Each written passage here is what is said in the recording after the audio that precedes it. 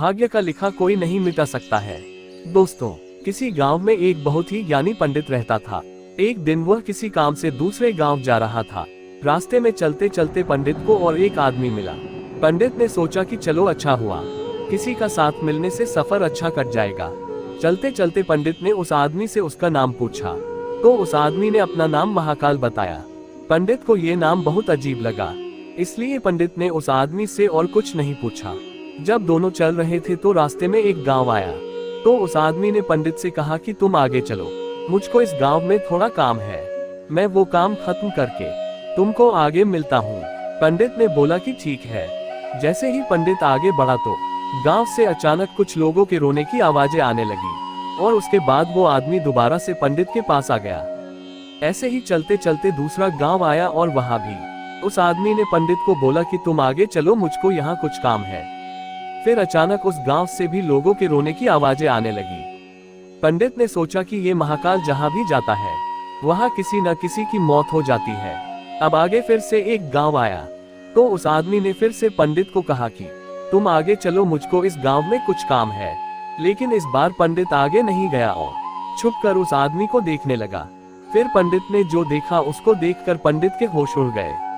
उस आदमी ने उस गांव के एक किसान के प्राण हर लिए और फिर से वह पंडित के पास आ गया। लेकिन इस बार पंडित से रहा नहीं गया और पंडित ने उस आदमी से पूछ ही लिया कि तुम जहाँ जहाँ जाते हो वहाँ वहाँ कोई न कोई मर क्यों जाता है। उस आदमी ने जवाब दिया कि पंडित जी, मुझको लगा कि आप बड़े ज्ञानी हो, आप सब समझ गए होंगे, लेकिन आप अभी तक समझ नहीं पाए कि मैं कौन हूँ। पंडित बोला कि समझ तो मैं गया हूँ, लेकिन मैं तुमसे सुनना चाहता हूँ। तब उस आदमी ने जवाब दिया कि मैं एक यमदूत हूँ। जिन लोगों की उम्र पूरी हो जाती है उन लोगों के प्राण हरना ही मेरा काम है। ये सब सुनकर पंडित बहुत घबरा गया कि ये आदमी एक यमदूत है जो सबके प्राण लेता है। लेकिन अब पंडित से रहा नहीं गया और पंडित को अपनी मृत्यु के बारे में जानने की इच्छा हुई। पंडित ने महाकाल से पूछा कि मृत्यु तो उन सब लोगों की होनी थी, लेकिन तुम शुरू से मेरे साथ क्यों चल रहे थे। तो महाकाल ने जवाब दिया कि मैं तो हमेशा सबके साथ चलता हूँ, लेकिन कोई ध्यान नहीं देता है। तो पंडित ने महाकाल से पूछा कि क्या तुम बता सकते हो कि मेरी मृत्यु कब और कैसे होगी। महाकाल बोला कि मैं कभी भी किसी की मृत्यु के बारे में पहले से नहीं बताता, क्योंकि ऐसा करने से वो व्यक्ति अपना जीवन सही तरह से नहीं जी पाता और उसको हमेशा अपनी मृत्यु का ख्याल आता रहता है। लेकिन तुम एक ज्ञानी पंडित हो, इसलिए तुमको बता देता हूँ। तो सुनो, तुम्हारी मृत्यु 1 साल बाद आज के ही दिन किसी और राज्य में फांसी लगने से होगी और तुम भी स्वयं खुशी से उस फांसी को स्वीकार करोगे। इतना कहकर महाकाल वहां से चला गया। अब पंडित रोज अपनी मृत्यु के बारे में सोच सोच कर दुखी रहने लग गया। वो न तो सही से खाता था और न सही से सोता था। यही सब सोच सोच कर कि मैं 1 साल बाद मर जाऊंगा, उसने अपने जीवन की सारी खुशियों को मनाना छोड़ दिया था। अब पंडित से रहा नहीं गया और राजा के पास जा पहुंचा।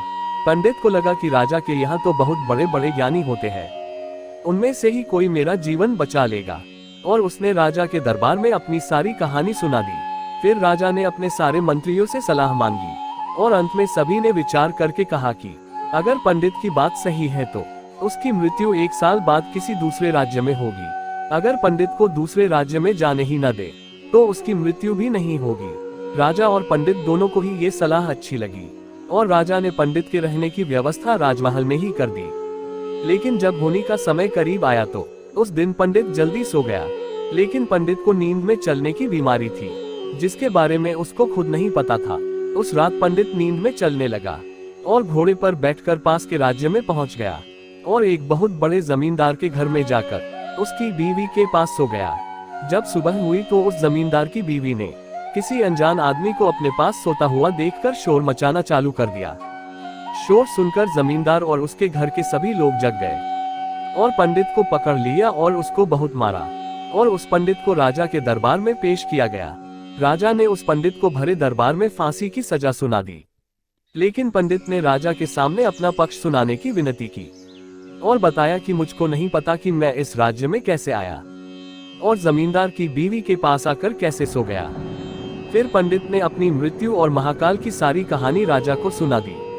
राजा को ये सब सुनकर यकीन नहीं हुआ और राजा ने अपने एक मंत्री को उस राज्य के राजा के पास इस कहानी की सच्चाई पता करने के लिए भेजा। जिस राज्य में पंडित रह रहा था, और वह मंत्री जब वापस आया तो उसने राजा को बताया कि महाराज, इस पंडित ने जो भी बोला है वो सब सच है। महाकाल ने ही इसको बताया था कि 1 साल बाद इसकी मृत्यु किसी दूसरे राज्य में फांसी लगने से होगी। अब राजा परेशान हो गया कि क्या किया जाए, मैं तो भरे दरबार में इसको फांसी की सजा सुना चुका हूँ। फिर सारे मंत्रियों ने राजा को एक सलाह दी, एक कच्चे सूत के धागे से पंडित को फांसी दे दी जाए। इससे आपकी सजा भी पूरी हो जाएगी और पंडित को फांसी भी लग जाएगी, और कच्चे सूत के धागे से फांसी देकर पंडित की जान भी नहीं जाएगी। ये बात सुनकर राजा और पंडित दोनों राजी हो गए, और अगले दिन पंडित को राज्य के बीचों बीच फांसी देने के लिए लाया गया। और ये दिन वही दिन था जिस दिन उस पंडित की मृत्यु आनी थी। सब लोग खुशी खुशी फांसी देखने के लिए खड़े थे, और पंडित भी खुशी खुशी फांसी लगवाने के लिए चल दिया। और जैसे ही पंडित को फांसी दी गई तो सूत का कच्चा धागा तो टूट गया, लेकिन होनी ने अपना काम कर दिया। टूटने से पहले उसने पंडित के गले की नस को काट दिया था, और पंडित जमीन पर गिर गया और तड़प तड़प कर मर गया। वहां खड़े सभी लोग ये सब देखकर हैरान थे कि कैसे सूत के कच्चे धागे से किसी की मौत हो सकती है, लेकिन होनी ने अपना काम कर दिया था। इसलिए दोस्तों, जो होना होता है वो होकर ही रहता है। हम चाहे जितनी भी सावधानियां बरते, कितने भी उपाय कर ले, लेकिन जो होना होगा वो होकर ही रहेगा। इसलिए ईश्वर ने हमको भविष्य जानने की शक्ति नहीं दी है, ताकि हम अपने जीवन को अच्छे तरीके से जी सके। और यही बात उस पंडित पर भी लागू होती है।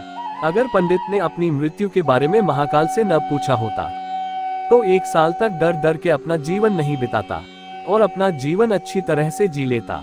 दोस्तों, अगर आपको ये कहानी अच्छी लगी हो तो इस कहानी को लाइक, शेयर और कमेंट करें, और हमारे चैनल को सब्सक्राइब जरूर करें। धन्यवाद।